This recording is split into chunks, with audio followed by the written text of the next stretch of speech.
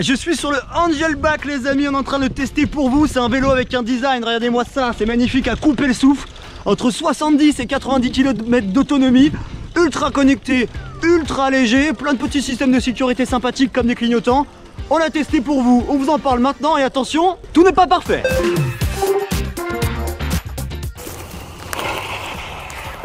Yo les amis, je suis avec le Angelbike, un vélo électrique designé par Oraito.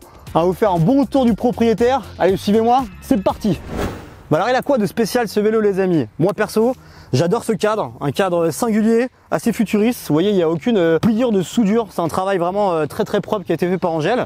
Puis après, si on remonte tranquillement ici vers la potence, on a un écran qui est pas mal intégré, bien lumineux, mais ça on vous en parlera plus tard. Non, c'est pas le cuit d'un oiseau, c'est bien le klaxon du Angel. On aurait préféré peut-être un avertisseur sonore un peu plus puissant, un peu plus sympathique, mais bon, il faut faire avec. Vous pouvez le voir ici, j'ai appuyé sur ce petit bouton pour justement actionner le klaxon. Et en fait, il y a d'autres boutons sur le guidon, c'est quand même pas mal. Et puis ici sur la gauche, on a des boutons pour activer, attention, regardez sur la gauche là, bam, les clignotants. Ça clignote sur la batterie, c'est quand même vachement pratique en ville, ça permet de garder les mains sur le guidon. Ça apporte un peu plus de sécurité quand même pour le cycliste. C'est une belle idée de la part d'Angel et c'est bien mis en place pour le coup. Vous voyez ça les amis, c'est pas un acteur de fusée, hein, c'est bien la batterie qui est intégrée, vous voyez, sur l'arrière du vélo. On aurait aimé quand même des composants et un peu plus premium, c'est du plastoc un peu cheap. Pour un vélo vendu près de 3000 €, on s'attendait un petit peu mieux. Et puis là vous voyez un petit garde-boue en bois à l'arrière. Alors attention, hein, le garde-boue c'est pas de série, c'est en option un peu plus de 80 €. Bon, on a vu plus efficace pour être honnête. Et regardez à l'avant là, on a le même garde-boue en bois qui est moyennement bien fixé. Mais globalement, j'aurais aimé qu'il enrobe un peu plus la roue sur les côtés. Et quand on descend un petit peu vers le sol, moi j'aurais aimé qu'il soit encore un peu plus bas ici. Parce que le toit, j'ai pris une petite flaque d'eau et moi je vous garantis, mes tibias, ils étaient bien mouillés. Hein. Le guidon, on a ramené le petit mètre pour mesurer 63 cm. Alors il y en a qui préfèrent des guidons plus larges, d'autres plus serrés. Perso, moi pour mon profil, c'était parfait. Par contre, la matière là, des poignées, regardez-moi ça, c'est du caoutchouc. Donc ok, c'est antidérapant. Mais franchement, c'est pas le plus agréable. Puis l'été, quand t'as un peu les mains moites, etc., ça chauffe, c'est pas foufou quoi. La selle, malheureusement, même constat, c'est pas foufou. Moi, je vous dis qu'au bout de 20 minutes, mon entrejambe, elle a compris la leçon. Hein. Et regardez-moi ça, il n'y a qu'une vitesse sur ce Angel. C'est un peu comme les cow-boys, hein. C'est pas la première fois qu'on croit ça.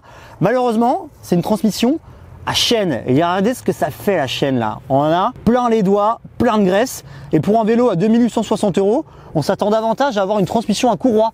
Parce qu'une transmission à courroie, c'est moins d'entretien, c'est plus silencieux, c'est moins salissant. Et franchement, sur un vélo aussi cher, on s'attend à des composants quand même un minimum haut de gamme, comme une transmission à courroie. 15,9 kg, c'est le poids de ce Angel les amis. C'est ici une très belle prouesse de la part du constructeur. Pourquoi? Parce qu'en général, les vélos électriques, ça tourne tous autour de 20 kg, donc c'est quand même bien plus lourd. Ici, on a quand même le poids qui est réparti vachement à l'arrière, avec à la fois la batterie ici, le moteur sur le moyeu arrière que vous pouvez voir jusqu'ici. Et puis franchement, hop là, c'est ultra léger, ultra flex. Pour foutre dans un ascenseur, c'est ultra pratique. Pour ensuite, je sais pas, le mettre dans son salon par exemple, le ranger à l'intérieur, histoire d'être sécure. Et voilà, on va parler un peu de l'assistance électrique. Vous pouvez le voir à l'écran. Regardez, on a le Fly Fast. Alors le Fly Fast, c'est le mode d'assistance qui va délivrer le plus de puissance pour arriver à 25 km/h. Puis on a le Fly Free. Alors là, Fly Free, on n'a plus d'assistance, on n'a plus rien, c'est seulement du mécanique. En plus, on a du Fly Eco. Alors le Fly Eco, c'est simple, il vous limite à 15 km/h. Alors perso, j'aurais préféré un mode Eco qui me propulse jusqu'à 25 km/h, mais avec juste un peu moins d'assistance. Mais bon, c'est comme ça, faut faire avec. Et puis on a le Fly Dry. Moi, c'est celui que j'ai le plus utilisé. Le Fly Dry, en gros, il s'adapte à votre pédalage, à votre force, sans non plus délivrer toute la puissance comparée à un Fly Fast. On va dire que le Fly Fast, il va avoir un démarrage beaucoup plus explosif.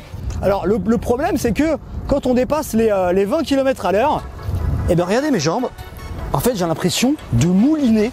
J'ai pas l'impression de faire énormément de vélo, j'ai l'impression de m'ennuyer un petit peu. Alors là, je suis repassé en mode Fly Dry, et sur l'accélération en elle-même, je dirais qu'on a connu plus naturel. C'est-à-dire qu'il y a un petit à-coup un peu brutal quand même au niveau de l'explosivité du vélo. J'aurais aimé un truc un peu plus smooth, comme sur les cow-boys par exemple ou sur un Voltaire. Donc ça, c'est la faute pour moi un capteur de coupe qui est mal calibré. On a l'impression limite de pas assez faire de vélo. C'est un vélo électrique, certes, on veut de la puissance électrique, mais on veut aussi avoir l'impression de faire du vélo. Et malheureusement, au-dessus de 20 km/h, c'est un peu plus compliqué. On a des freins Tektro, freins à disque hydraulique. Franchement, c'est mordant et progressif. Sur ça, il n'y a pas de souci. Hein. Angel a fait du bon travail selon moi. un bon point de la part d'Angel sur le freinage. Bon, alors on vous l'a dit, hein, le Angel c'est un vélo ultra connecté avec masse de données, donc les aficionados des données vont beaucoup aimer. On peut voir là, ici sur l'interface, quand on swap vers la droite, on a la distance parcourue, le temps écoulé, tout ce qui est de plus classique. Ici on a le nombre de calories brûlées, donc ça peut être toujours intéressant d'avoir ce genre d'informations, hein. Après il y en a qui aiment, il y en a qui n'aiment pas. Et quand on retourne à droite, ici on a de nouveau accès au mode d'assistance et ici à la vitesse. Et je vais vous montrer, petite phase de freinage, attention, boum, quand on est à l'arrêt, on a ici à bien plus de données, la vitesse max, la vitesse moyenne, puissance moteur, puissance humaine, calories, cadence moyenne, altitude, pente, 3%, 2%. On a ici plein de données que vous pourrez en plus retrouver ensuite sur l'application sur votre appareil mobile. Sur ça, c'est quand même un bon plus par rapport à d'autres vélos électriques. Et puis, autre point à aborder, le fly free. Ici, on n'a pas besoin du coup d'assistance électrique, on est vraiment purement mécanique. Ça a la force des jambes. Et donc, on peut quand même monter jusqu'à 22, 23. Et franchement, c'est pas désagréable. Alors, vous pouvez aussi enlever la batterie de 2 kg. Mais attention, parce que derrière la batterie, là, il y a la batterie là. Eh ben, il y a les lumières en fait, il y a les feux. Et le truc, c'est qu'un vélo sans feu à l'arrière, mais c'est un vélo qui est pas trop réglementaire. Alors, allez, pour allumer l'écran du vélo, il suffit de cliquer sur ce petit bouton là. Ensuite, il faut impérativement allumer votre application Angel hein, sur mobile. Une fois que vous avez configuré tous vos comptes, etc., vous cliquez sur un utilisateur connecté. Hop là, bonjour Grégoire Ruvien, où allons-nous? Vous avez la météo, la qualité d'air, vous avez deux modes, le freeride c'est le mode classique qu'on a vu tout à l'heure en vidéo. Vous avez le mode sport, alors c'est intéressant le mode sport parce que ça se démarque un peu des autres vélos. Le mode time, ça va sélectionner la durée de votre entraînement. Regardez, 40 minutes, 45 minutes, et ça vous dit le nombre de calories que vous brûlez dans ce laps de temps-là. Et puis ensuite vous avez le mode burn, et là c'est le contraire. Vous voulez brûler 350 calories, 450 calories, 550 calories, ça vous dit en combien de temps vous le faites avec tel ou tel mode. Hop là, démarrer. Là c'est parti, ça s'active sur l'application. Et puis c'est parti. Un gros point fort, un gros point faible. On va commencer par le point fort. Ce vélo, il a une carte SIM intégrée. Ça veut dire quoi? Ça veut dire qu'il est toujours connecté.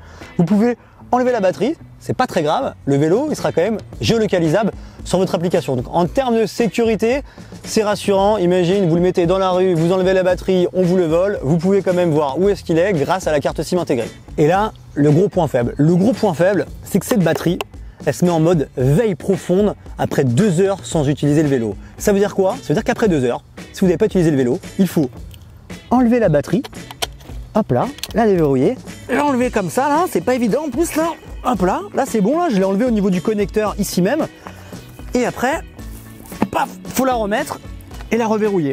Et il faut faire ça à chaque fois, c'est ultra contraignant pour un vélo électrique, c'est pas normal, et ça franchement, ça déçoit. Bon, pour sauver la mise, on a quand même une charge assez rapide. Hop là, la batterie, ça se connecte ici. En 2 heures de temps, vous avez 100%. Franchement, c'est très correct, c'est pratique. En une soirée, en une après-midi, en une matinée, vous êtes à 100%. Bon, on a aussi un système d'alarme. On va le tester pour vous, on vient de l'activer. Hop là, on part avec. Voilà, je fais quoi? 2, 3 mètres. Et là, ça y est, ça sonne. Il y a un petit décompte ici et l'alarme va se mettre à sonner encore plus fort. Donc pour les désactiver, c'est simple. Vous appuyez sur l'écran. Alors là, on entend le son qui est beaucoup plus fort. On entre le code PIN, tac, tac, tac, tac, et boum, ça s'arrête. Et en plus de ça, j'ai reçu une notification sur mon téléphone. Quelqu'un est en train d'essayer de voler votre vélo. L'alerte de vol est annulée, ça c'était sur l'essai d'avant. Voilà, sur la partie sécurité, Angel, sur ça, plutôt ok. Bon, maintenant on va parler d'un point qui fâche et qui fâche sérieusement. C'est l'autonomie. Angel, malheureusement, n'arrive pas à la hauteur de la concurrence. On nous promet par exemple 70 km d'autonomie avec le mode Fly Dry. En réalité, j'en ai fait 30. C'est trop peu, 30 km d'autonomie pour un vélo qui est vendu 2860 €. La concurrence fait bien mieux pour parfois moins cher. Bon, pour l'autonomie, je vais vous raconter une petite mésaventure que j'ai vécue. Je pars de chez moi avec 8 km d'autonomie restant. J'ai 5,7 km pour la rédac. Au bout d'1,5 km, il me reste plus que 3 km d'autonomie. Je me mets en mode éco, au milieu du trajet, j'ai 0 km d'autonomie. Donc franchement, les données affichées sur l'écran par rapport au rayon d'action, c'est pas fiable.